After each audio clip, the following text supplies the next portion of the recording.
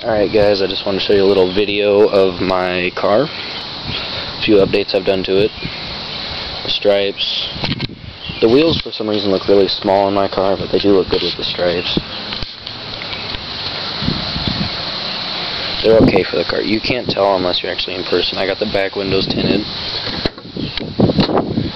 Moving into here, I installed a new head unit myself. It comes with a remote.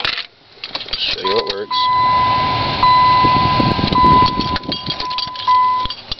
Oh, here, hang on. I've also installed two switches, one right here. I have one right here for LEDs. That needs to be 3M taped, and I'm going to cover those wires. I just haven't gotten to it. And this one's for my subs. My, god damn it, what is it called? Remote wire.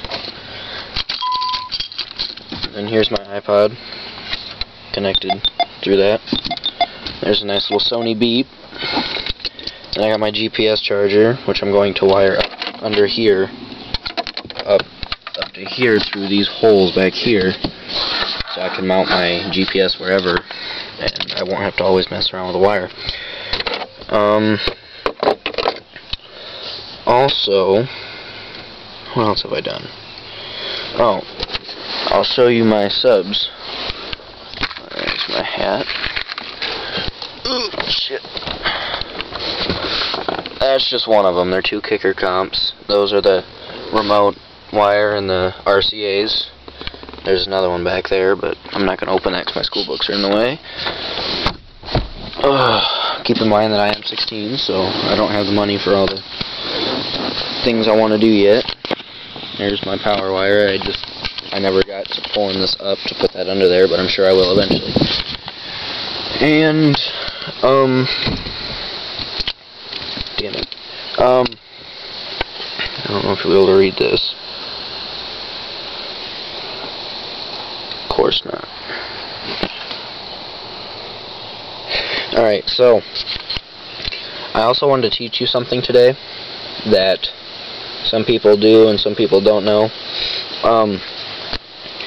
If you have a car, and every time you turn, they're normally Chevy cars, but there's some others now, whenever you turn the car on, the headlights automatically pop on, like the actual headlights themselves, like, you can't see it, but that's with my lights on it, it'll beep.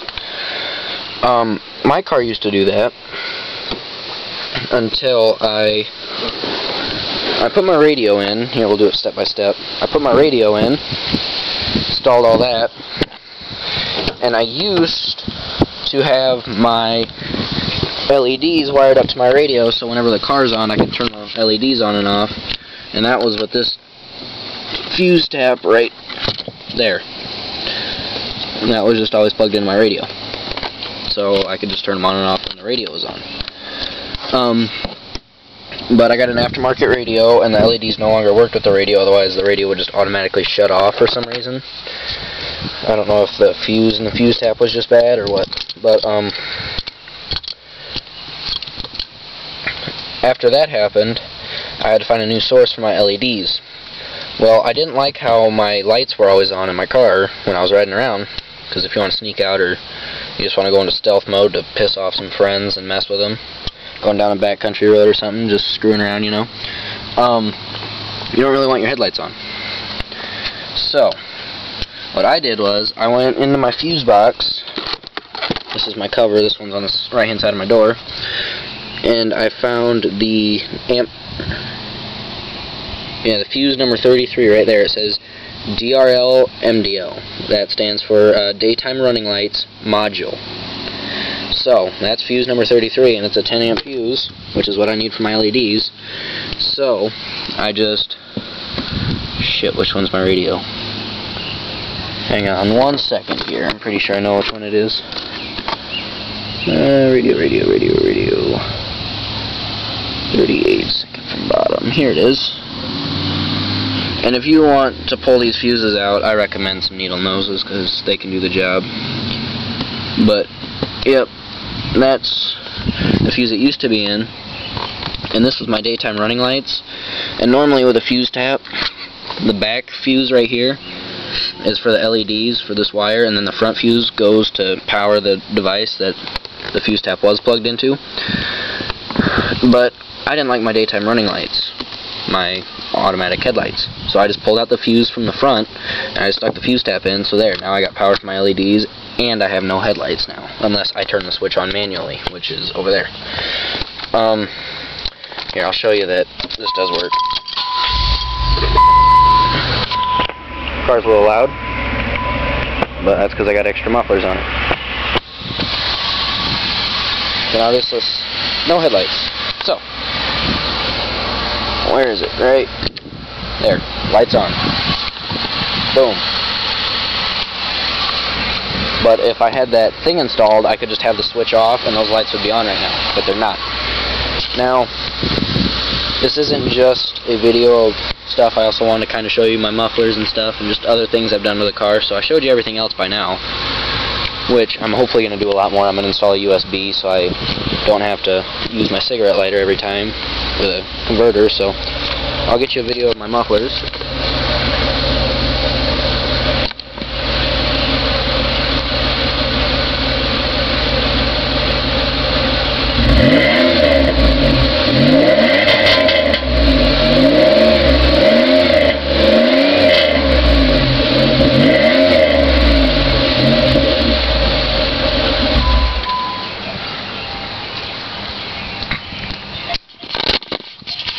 Now keep in mind that probably doesn't sound exactly like what I have in my car, but it's close.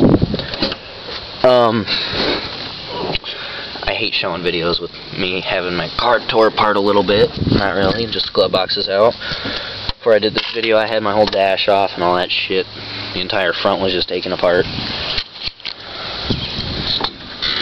Sorry, that's a pillow. Stayed at a friend's house recently. Keep jumper cables in my car just for in cases, you know.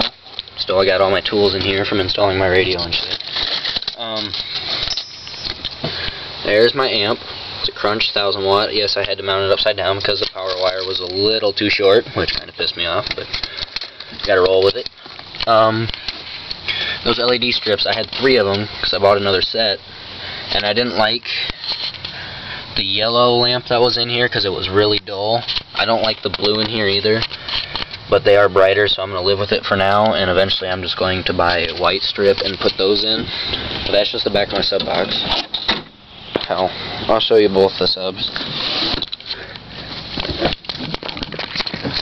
Use my coat to cover up all my tools under there. I want you to see all that.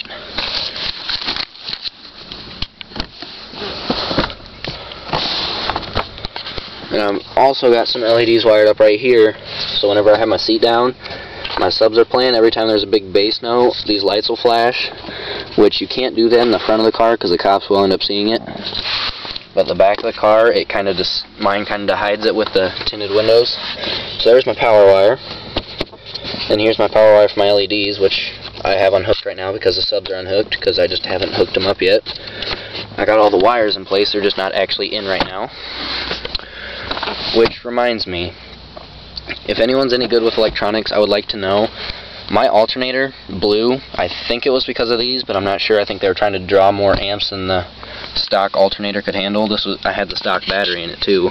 This is a 99. I blew the alternator, so I bought a new one. And I don't really want to hook these up unless I get like a spare battery back here or a capacitor, but I know capacitors don't do shit. Hang on. So I was wondering what your opinions were. And no, I'm no noob at installing. I don't get why it blew. I'm thinking about buying a thing. I can't think of it right now. God damn it, what's it called?